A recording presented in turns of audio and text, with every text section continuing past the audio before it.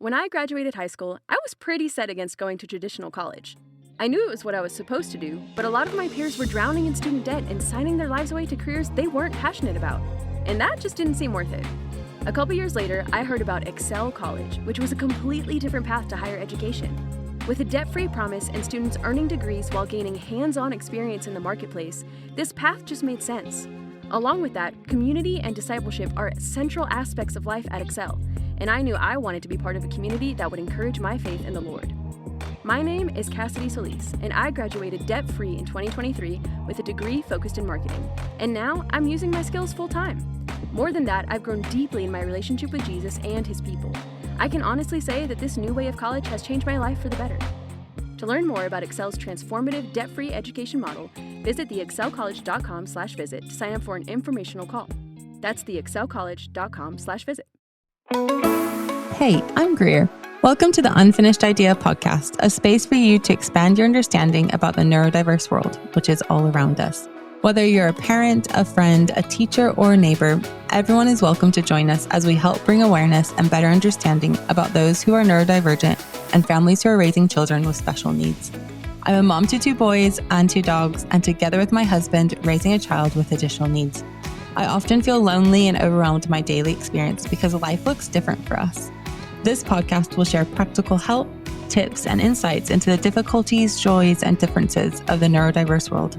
So let's start the conversation. Today I'm talking with Reah, a former SENCO and local authorities worker and now full-time SEN advocate, particularly for minority communities in the UK. Through her company, Inspire 321, she's committed to ensuring that neurodivergent individuals and their families receive the support they need. Our conversation explores the intersection of race and neurodiversity and how cultural backgrounds and personal experiences can shape the way neurodiverse needs are perceived both in families and professionals. I'm so grateful for this conversation and how she has helped me see a new way of the different challenges that there is in the world. So grab your drink and let's jump into today's conversation.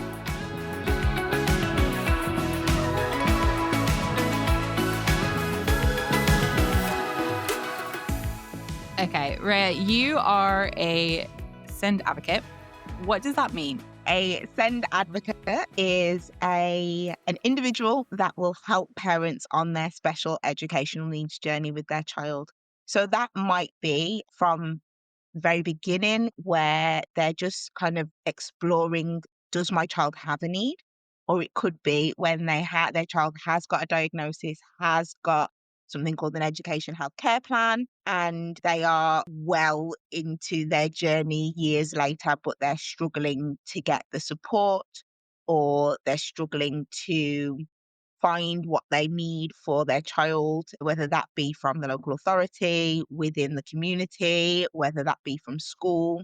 We do a lot of work with school and bridging that gap and really holding schools to account, really, to ensure that they are following legislation, they are meeting the needs of a child and an individual journey with the family. And I think one of the most important things for me as a parent advocate is just helping that parent feel heard, seen and valued, and that their voice matters, that their voice is validated, and that they have somebody there to help them.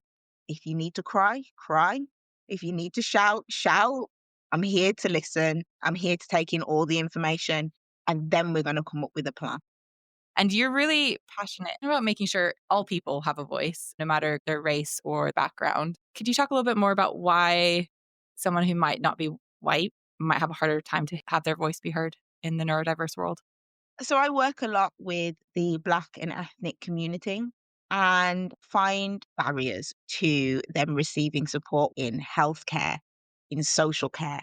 There is a lack of understanding around cultural differences from professionals, a lack of understanding around how a young person of colour is perceived within the community and what's required for them beyond their white peers. Now, we know a lot of the standards that are set are for a white audience. So when we look at sort of the autism assessment, it's mainly aimed at a white male audience.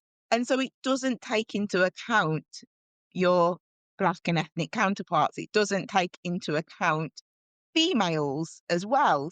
There is this disparity in understanding within this field, how we need to really look at the language that we are using. We need to look at their background, their history, their cultural context. So, where their family has come from. Is their family first or second generation?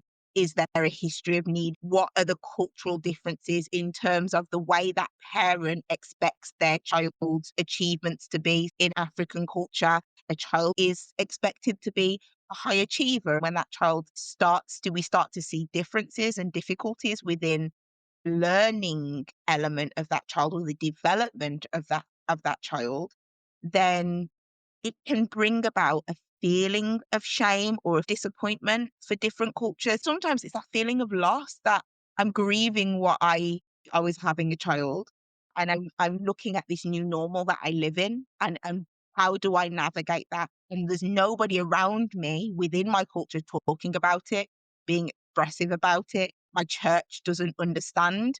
My family doesn't understand, my parents, my grandparents, because they came from a different generational, have a different upbringing. How do we as professionals understand that and take all of these things into account when we are working with parents, when we are working with young people?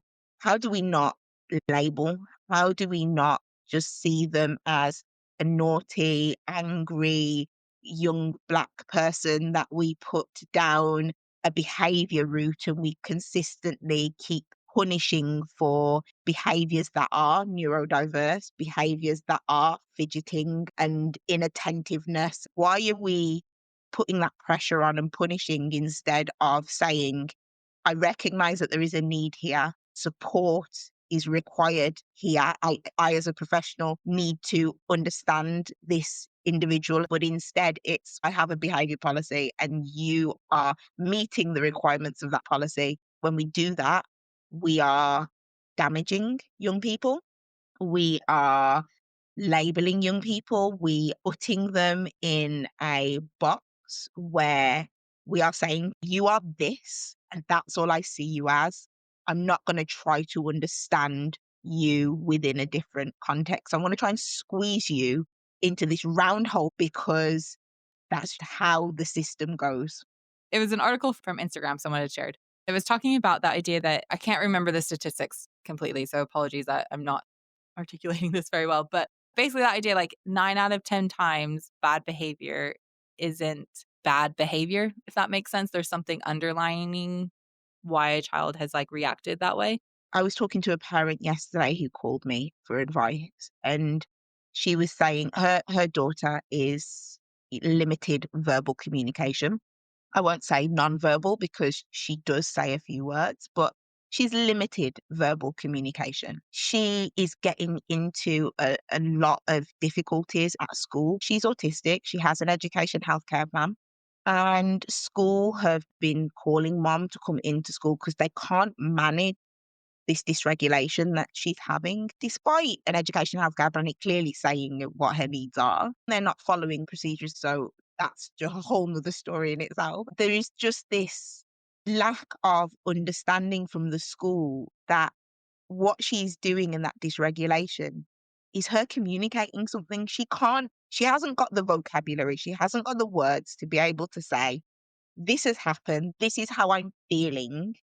I'm explaining that. So instead, she screams, kicks, shouts, becomes emotionally dysregulated. And I said to mom, well, have we begin to look at and unpick what the behaviors are? We started to explore a behavior log in, okay, when is she getting dysregulated? What times of the day? What happened prior to that? What led up to this dysregulation? I don't believe this young girl is choosing to behave this way. She's such a pleasant, beautiful young girl, but school are just, well, we can't manage, and she's doing this, so I need you to take her home. There's no seeking to say, this happened. We're now starting to unpick it to look at what was actually going on in that moment. We can try and put strategies in place to stop that from happening again. Schools are lacking a solution focused response. It's quicker to remove the problem than to sit down and say, what's going on here for this young person and what can we do to help resolve it? Yeah, that's so true. That is like, as you're saying that, I was like, yes, I can see this being, it's like a instant fix. It's fixed in the moment, but it's not long term. It's easier for her to leave in that moment because she is so dysregulated. I was talking to another parent and they were like, this is the fourth time in the last week and a half that I have had to come and get him because their child who's dysregulated. She was like, I can't keep doing this. I'm missing work now. And so she's not just from a work point of view. And she asked her child's very smart. She said, why were you dysregulated? He goes, oh, because I wanted to leave. So he's now catching on. If I act dysregulated, I get to leave the situation. He just didn't want to be there anymore. So he started to act dysregulated. And they were like, okay. Even back to the point of, mom can't do this because she works. It's a story of so many parents. We've got to work to pay bills. It has an impact when we're not trying to be solution focused about it and not trying to unpick the reasons why this dysregulation is happening. This young boy or girl knows if they become dysregulated, mom's going to be able to pick me up, go home. Mom's probably still got work to do, so I'm just going to sit and be doing what I need. Mom hasn't really got the time for the next couple of hours. Parents shouldn't feel guilty for that thought process. This is the fourth time I've had to pick you up and it's impacting work. I know so many parents who have had to give up careers and give up their job because this is a regular occurrence that's happening for them over and over again, week after week, month after month. They are called into school or their child ends up on a part-time timetable, 10 till every day. They can't do a full day's work because they need to be the education provider 60% of the school day and think about, well, how am I going to pay my bills? And think about school is sending them home after 2 hours.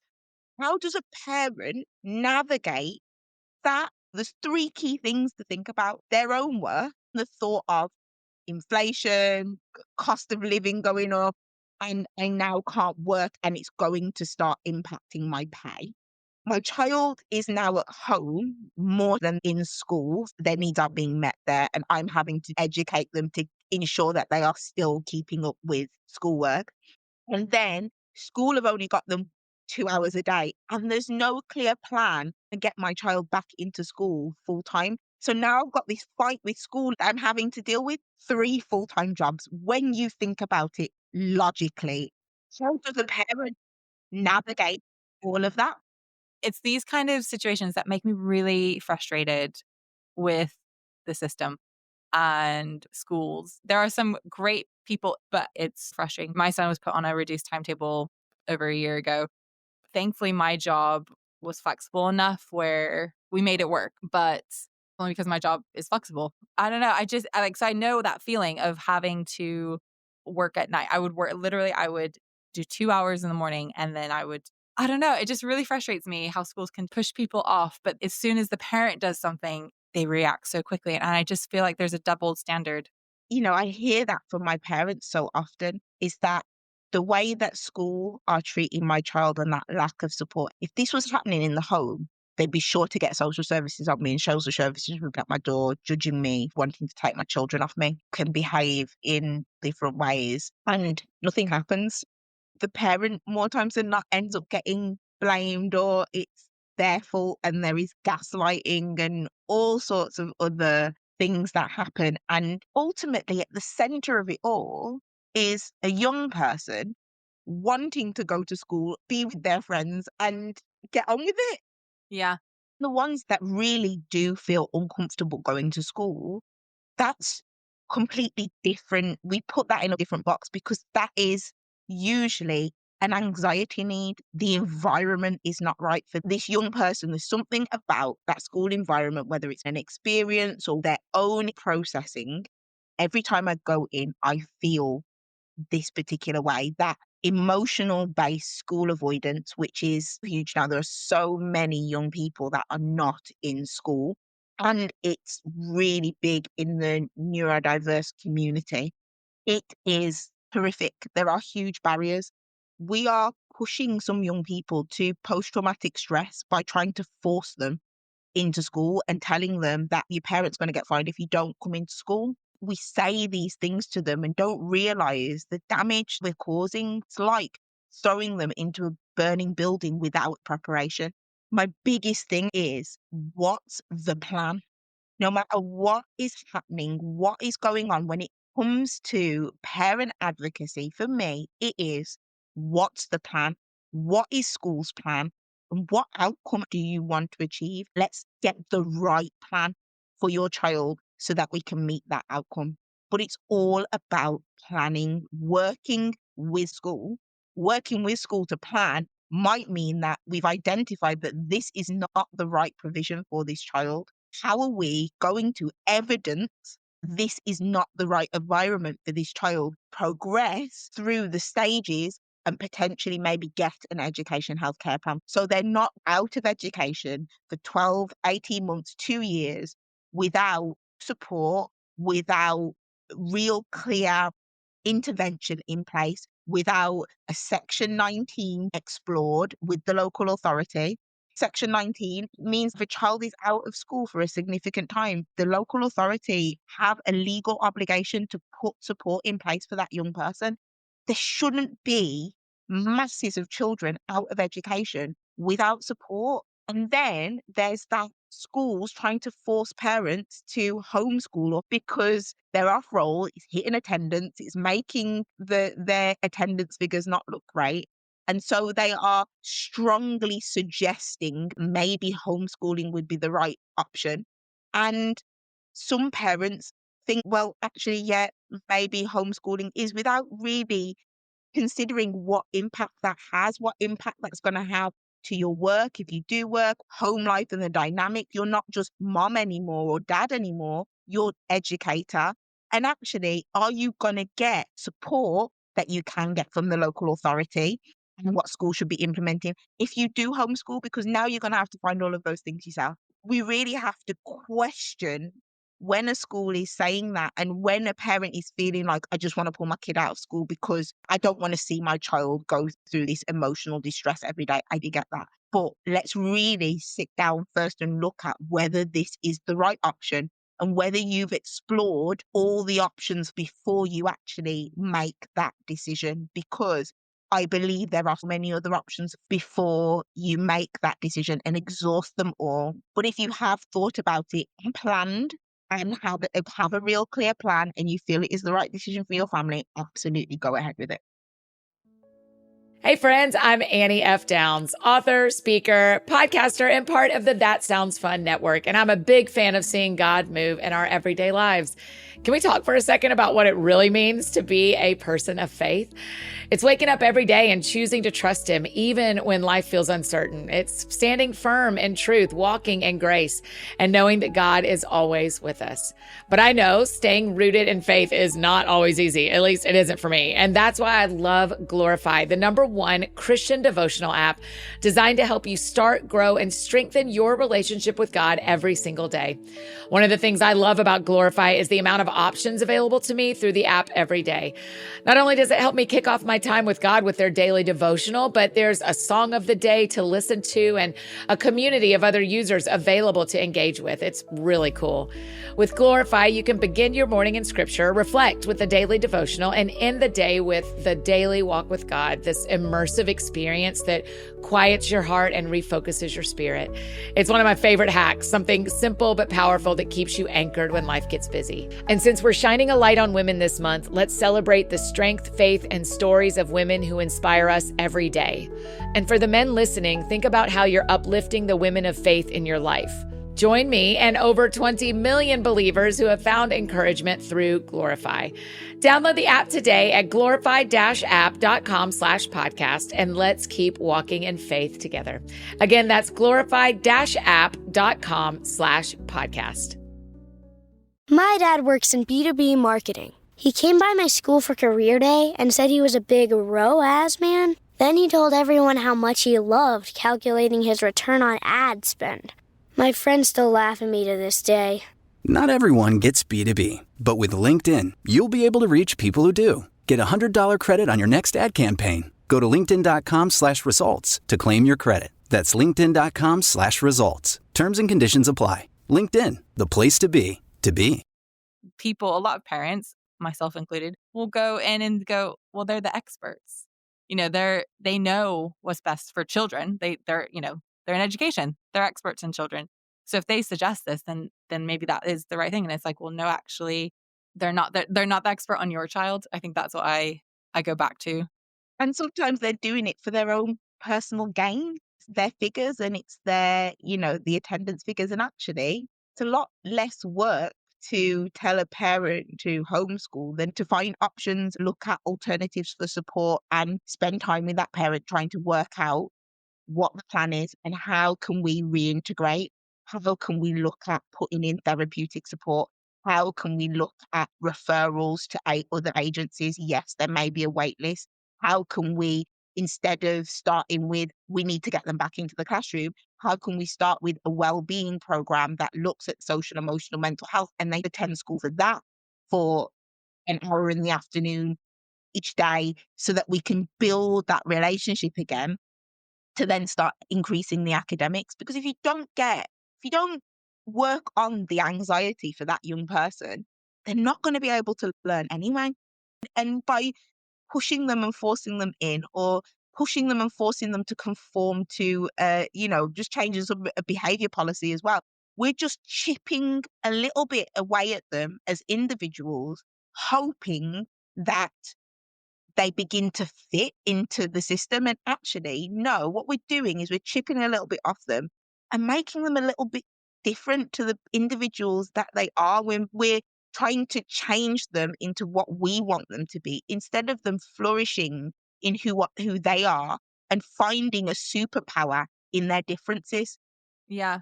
I have two questions. One question is, a parent currently has a child. They want to get this plan started. Maybe their child is doing 2 hours a day and there just doesn't seem to be a plan. This just continues and keeps going. And the school delaying things for whatever reason. What can a parent do to get a plan, to start the motion? Yeah, moving towards getting a plan. First question back to you. Does this child have an education healthcare plan? So, child doesn't have an education healthcare plan. One of the things I teach parents, so I'm really big on empowering parents to be able to advocate for themselves.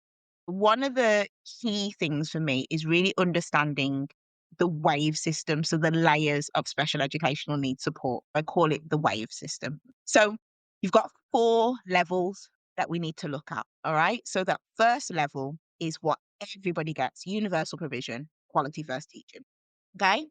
Everybody gets that at a bare minimum. Like, it is all of the modifications in lessons, high expectations, adaptive teaching styles.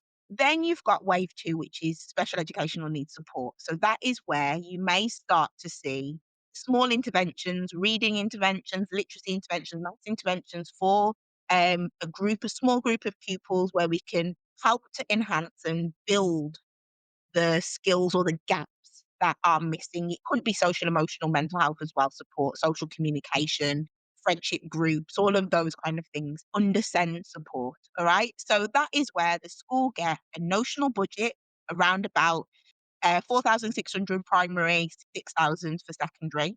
They get this notional budget where they use it to implement these through TAs, through the SENCO. So that's your SEND support. Your child may be put on the special educational needs register. They will have a provision map which will state what interventions they have. And you will probably have like a review maybe every term to say, okay, this is how your child's doing. Your child's doing really well on this intervention. We're going to continue to do this level of support. Or a school is putting in that level of support and the child still is not achieving where you would expect them to be, then we need to look at wave 3, which is external support. Do we need a speech and language therapist, an educational psychologist report? Do we need an occupational therapist report? Your local authority may have different support agencies that come in and work. There may be outreach from specialist provisions that come in and do a period of intervention under wave 3. Beyond regular budget, and we're still not making progress. We've done external support after 2 terms to implementing all strategies. We're still not seeing progress that we would like to see. We then want high needs funding from the local authority to continue this level of provision, because if you've got a child that is on a 2-hour timetable, where are they in that system? 2-hour timetable is not SEND support. What external professionals have been involved to inform the provision that the school is implementing. If there has been no educational psychologist report to say this is the provision that this young person needs to be able to put them in full-time education, because ultimately it is a legal right that a child has full-time education. It is the legal responsibility of a school to provide full-time education. If they can't, they should be doing everything they can to try and provide that full-time education. Child being on a 2-hour part-time timetable for 12 months is not acceptable, especially if that wave 3, we haven't got any professionals involved to tell us this is how we need to move this forward, because this child can't stay on a 2-hour timetable for the rest of their education. Once we've got that information from an I would say an educational psychologist at this point, what that provision is, we then implement that and we start to say from the educational psychologist report, this is the new plan, and we're going to start building in additional time every week, 2 hours this week, 3 hours next week, 4 hours the week after. And we're going to work together, family and with school, we're going to work together to ensure that this young person builds up to full-time education. If we've tried and we've been trying and we've been trying to increase and it's still not working, we may have got to 4 hours. The afternoons are difficult. We just can't get that regulation right in the afternoons.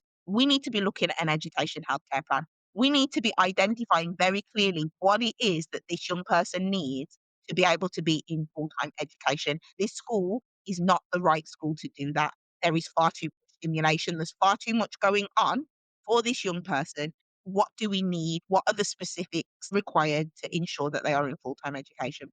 If a child does have an education healthcare plan and are on a 2-hour part-time timetable, you need to be taking that education healthcare plan, looking at it as a parent with a fine-tooth comb, having a look at the provision that's been laid out and identifying from that provision what the school are doing and what the school aren't doing. The school need to be very honest and say, we are able to meet need or we are not able to meet need.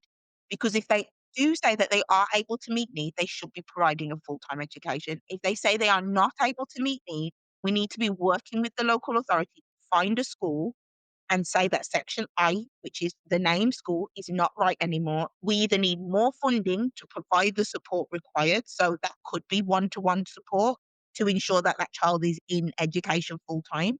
We need a new provision because this one just isn't suitable. The environment, the other pupils that we have that have special, it's just not working as a whole. What is the plan and how do we effectively implement a plan that looks at every step very carefully and then as a review point? We don't just do these things and then think in a year's time everything's going to be better. Every 4 to 6 weeks, be having a meeting with the SENCO to say, how is it going? What are we seeing? Is there anything more that we need to be doing? And you keep pushing and you keep pushing and you keep pushing until things change.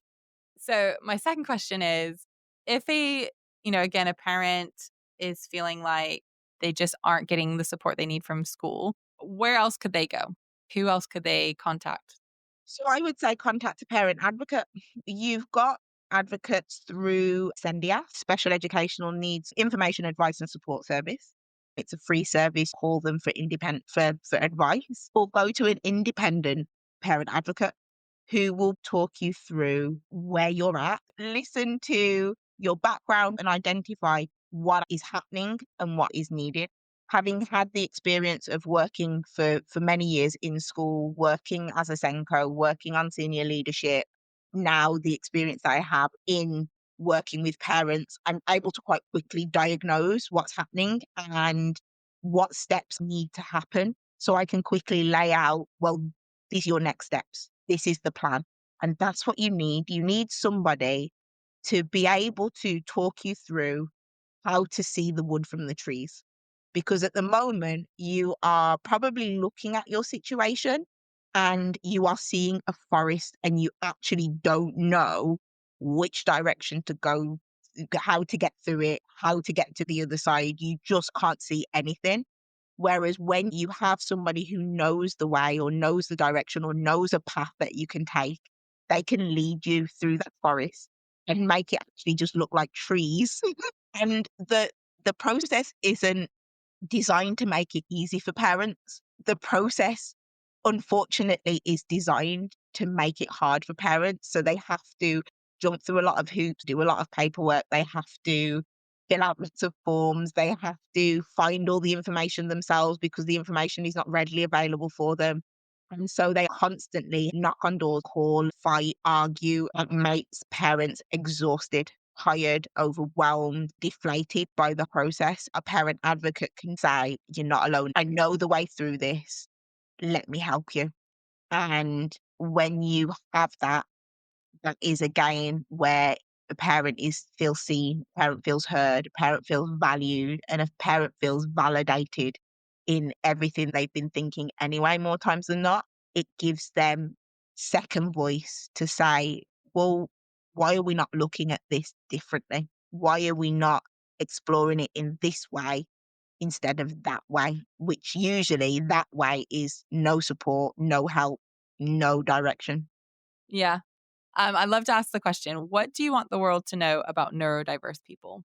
I want the world to know that neurodiverse people are unique and they are talented and they are beautifully formed to make this world a better place.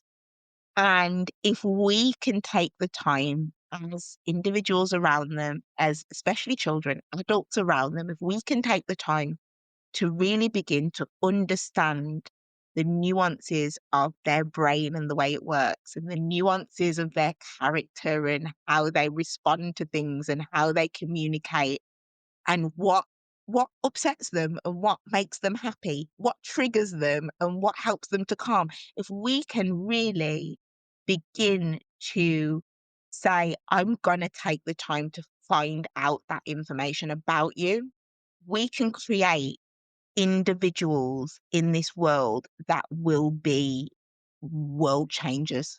The way the brain is wired allows them to think in such out of the box ways that they are forces to be reckoned with in the workplace. Let's just take the time, especially adults. I want workplaces to really understand that you have to make modifications. They will work the hardest, but that might cause burnout. So how are you addressing that? They will conform to social situations, but that might be masking and causing dysregulation and tiredness at home. So how are we alleviating some of that pressure? We can't just keep putting on them because they are our best employees. We have to really start to look at how are we protecting them as our best employees as well. And I think for me, it is about just taking the time, being patient and being understanding of the uniqueness that is a beautiful neurodiverse individual and embracing that, but also protecting that at the same time. Yeah, that's really true. And just like you said, adults will work really hard, but then they'll burn out. And so how are we helping? That's a really good point. Well, thank you so much for being on the podcast, having this conversation, talking about how important it is to have a plan. I've loved our conversation. So thank you so much for taking the time to do it. It's been a pleasure to just be here with you today. And thank you so much for inviting me. I hope your listeners and everybody out there listening has got something from this conversation. Just remember my key takeaway from today is, what is the plan? So whatever your plan is, like, just make sure you have one because it's so important for that journey that you're on. And I want it to be a really successful one so that your child, young person, or you as an adult can thrive no matter what environment you're in.